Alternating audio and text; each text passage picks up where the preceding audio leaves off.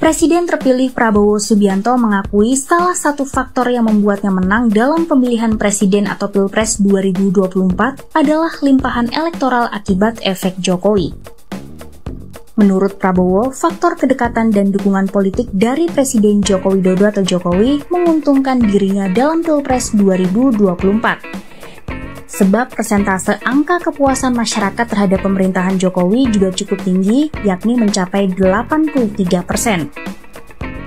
Di sisi lain, Prabowo juga menganggap efek Jokowi menguntungkannya secara politik karena dia menggandeng Wakil Presiden Gibran Rakabuming Raka. Gibran merupakan anak sulung Jokowi.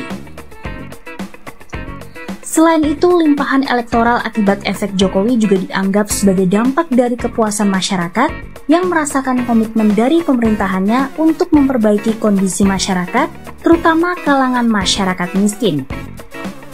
Selain itu, Gibran juga dianggap memiliki daya tarik kepada pemilih muda yang jumlahnya mencapai 52% dari keseluruhan pemilih. Gibran yang berusia 36 tahun disebut mampu menarik pemilih muda yang peduli terhadap isu pekerjaan, pendidikan, dan kesetaraan. Prabowo Subianto tercatat memenangi Pilpres 2024 dengan perolehan suara melebihi 58%. Dia menang dari dua pesaingnya, yakni Anies Baswedan dan Ganjar Pranowo.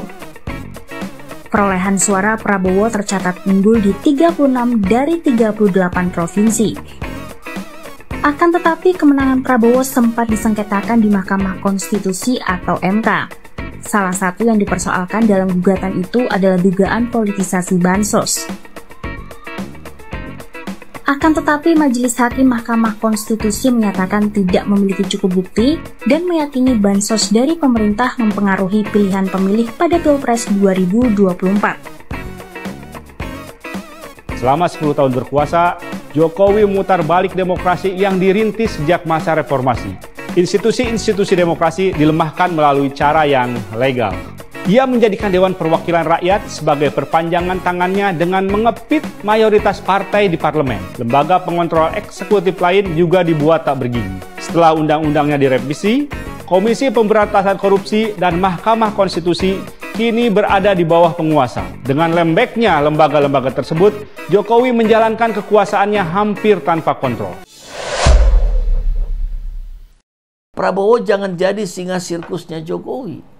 Ini bukti cawe-cawe Jokowi ke kabinet Prabowo. Guys, banyak yang khawatir kalau Jokowi ini intervensi keputusan pemilihan Menteri Prabowo. Soalnya nih ya, takutnya kalau Prabowo ini emang merasa nggak enak dan mau balas budi ke Jokowi. Sebenarnya ada satu bukti guys, yang bisa jadi dasar penilaian apakah emang Prabowo dipengaruhi Jokowi atau enggak. Nah, bukti kalau Jokowi cawe-cawe Prabowo itu bisa dilihat kalau Pratikno beneran jadi menteri guys. Karena nih ya, Pratikno ini masuk kategori tangan kanan Jokowi selama 10 tahun. Wah, masuk akal juga ya guys. Apalagi kemarin tuh Ahmad Muzani, Sekjen Gerindra ngasih kode kalau Pratikno bisa dipastiin masuk kabinet Prabowo. Menurut kalian, Jokowi beneran pengaruh Prabowo untuk masalah menteri apa enggak guys? Apa Prabowo nggak gampang dihasut?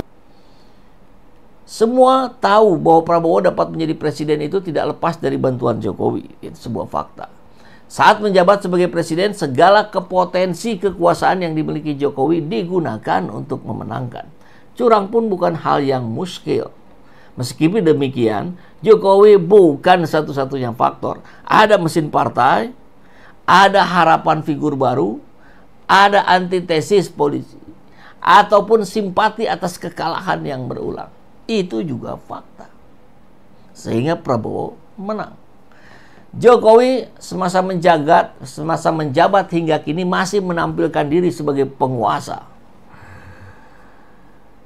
Post power syndrome kayaknya ya. Kuku ditancapkan melalui menteri dan kepala daerah titipan.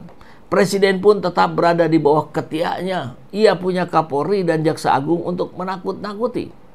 Ditambah dengan naga pelilit Garuda yang telah menyemburkan uang untuk membayar aparat dan pejabat. Maksudnya ngomongin aguan nih Pak Rizal. Jokowi di mata rakyat bukan presiden yang baik apalagi berprestasi, melainkan perusak dan sumber masalah. Berantakan ekonomi, budaya, politik, dan agama oleh ulah dan tipuan dinginnya. Seperti sederhana tapi serakah dan kaya raya. Manis muka tapi pahit hati. membuka ruang korupsi lalu menyandera. Banyak yang tidak tahu bahwa upeti dan gratifikasi itu membanjiri rekeningnya. Oh, luar biasa ini kalimatnya. Jokowi adalah tukang sihir, sehingga Bahlil pun mempropagandakan bahwa jika melawan Jokowi, sang Raja Jawa, sihirnya bisa mematikan siapapun, tidak terkecuali Prabowo Subianto. Habis-habisan ia memuji Jokowi dari persepsi hingga testimoni. Prabowo yang galak begitu menurut kepadanya. Presiden masih rasa menteri. Gibran Fufu Fafa ternyata bukan hanya dimaklumi, tapi justru dilindungi. Saatnya Prabowo bangkit menjadi dirinya sendiri. Bahasa lainnya, temukan pusakanya. Bebas dari sihir Jokowi. Apa harus undang teman untuk bantu meruqyah? Harus cepat, Pak. Tidak perlu 100 hari apalagi setahun. Nanti terlambat jika berlama-lama. Ingat, Gotabaya Raja Paksa atau Bashar al-Assad yang harus lari terbirit-birit dikejar oleh rakyatnya sendiri yang marah dan memberontak. Saat itu tidak berguna kekayaan dan segala alat kekuasaan. Pak Prabowo tidak perlu berapologi bahwa semua punya kesalahan lalu memaklumi dan melindungi. Kesalahan Jokowi bukan pribadi tapi pada seisi negeri. Ia membiarkan korupsi, bahkan diduga korupsi. Terang-terangan membangun politik dinasti, menginjak-injak demokrasi dan melanggar hak asasi. Ambyar dalam hutang luar negeri dan kolusi yang dibahasakan dengan investasi Cina mengatur pribumi. Merdekakan diri Pak Prabowo sebelum berteriak tentang kedaulatan dan kemerdekaan bangsa. Jangan jadi sirkus Jokowi. Bukankah masih terdengar suara Prabowo tentang tidak ada yang kebal hukum? Dukung penegakan hukum atas kasus-kasus Jokowi. Baik ijazah palsu, politik dinasti, pembiaran korupsi, pelanggaran hak asasi, maupun pengkhianatan atas Ibu Pertiwi. Pak Prabowo tidak perlu digulingkan akibat melindungi rezim zalim. Peristiwa di Suriah tak boleh terjadi di sini.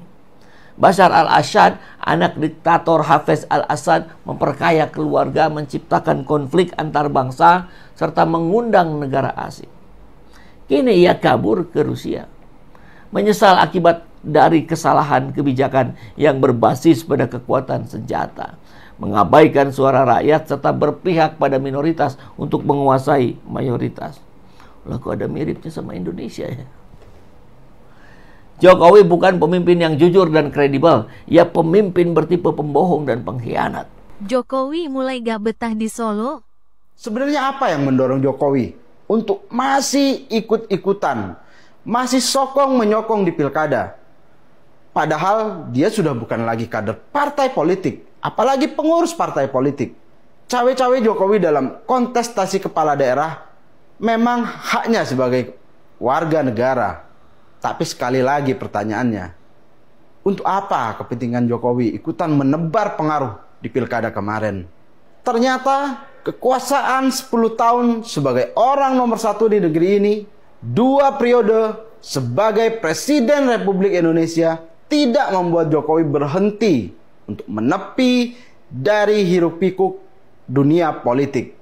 Publik kini disuguhi tontonan tentang upaya mengejar ambisi kekuasaan yang tidak pernah berhenti. Rakyat akan terus mengejar.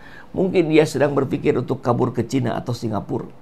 Seharusnya Prabowo jangan bela Jokowi. Itu sudah pasti akan menyakiti hati rakyat. Jangan sakiti hati rakyat. Jika rakyat menggigit, pasti sakit. Semula orang menyangka udah selesai ketika saudara Gibran sudah ditetapkan sebagai wapres, meskipun cara-caranya sangat prosedural, tidak beretika, merusak sistem hukum dan konstitusi kita. Di dalam pilkada kami melihat bahwa ambisi kekuasaan itu tidak berhenti. Kita ini negara berbentuk republik, bukan kerajaan. Tetapi Pak Jokowi mau menerapkan dengan menempatkan keluarganya. Itu kan terjadi dengan Bobi Nasution di Sumatera Utara, dan kemudian gerak membatasi lawan-lawan politiknya yang berbeda yang seharusnya berkontestasi secara sehat. Tetapi ada mobilisasi dari apa yang disebut sebagai Partai Coklat. Kemudian di Jawa Tengah antara Andika Perkasa dan Komjen Polisi Purnawirawan Lutfi harusnya berkontestasi dengan sehat. Tetapi kemudian di Boyolali ada adik dari saudara David yang sangat dekat dengan Pak Jokowi. Kemudian di Jakarta ini kan mulai terjadi suatu pengingkaran terhadap bentuk negara republik, mau diganti seperti sistem kerajaan dengan menempatkan para hulu balang keluarganya, kemudian mereka-mereka yang dianggap dekat mewakili kepentingan politiknya. Jadi ancaman terhadap kedaulatan rakyat ini tidak berhenti karena memang seluruh aparat penegak hukum itu kan di bawah kendali kekuasaan. Kita ingat kasus, mohon maaf saya sebut, Ketua Umum Golkar Pak Erlangga Hartarto. Itu kan juga menggunakan pressure dari kejaksaan. Kemudian KPK juga digunakan sebagai pressure terhadap kepentingan-kepentingan politik. Kan cukup banyak. Tiba-tiba di Banten, Suami Airin, meskipun kita juga tahu terhadap backgroundnya, tapi tiba-tiba muncul suatu persoalan.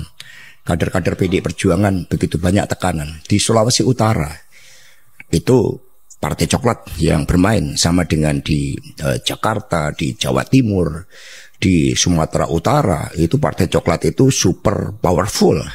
Karena mereka punya agenda-agenda politik terhadap apa? Aliansi kekuasaan sang raja dengan Jokowi.